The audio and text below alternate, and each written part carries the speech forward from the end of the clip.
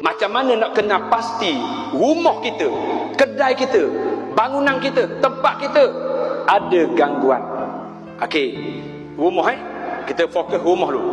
Nak pastikan rumah kita ni kalau betul dia ada gangguan, bunyi buah guli atas atap.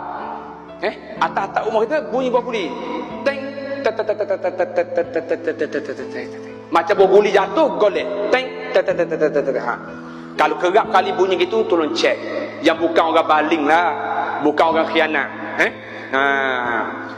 Dan lagi, bunyi orang berlari atau berjalan, sama ada sebelah rumah ataupun atas atap.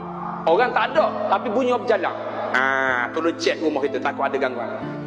Dan lagi, gelibat bayangan lembaga dalam rumah.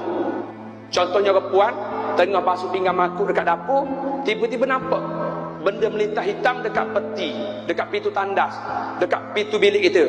Ingat, kalau sering kali macam lembaga melintah dengan ujung mata kita, itu tanda rumah itu ada gangguan. Rumah itu ada gangguan.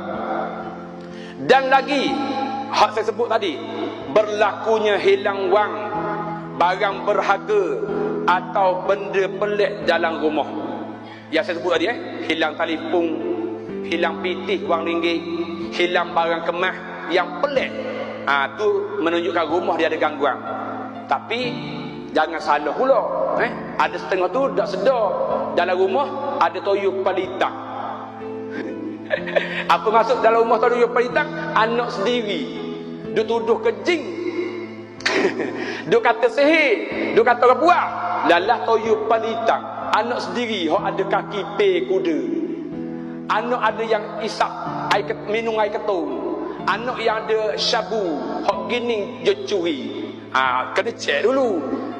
Kalau tak ada yang kategori anak-anak tadi berlaku hilang gining, tu rumah ada gangguan. Sebab saya pernah merawat satu rumah, sepasang suami isteri yang kahwin tak dapat anak. Sampai tua tak dapat anak. Rumah dia pitih hilang beribu-ribu.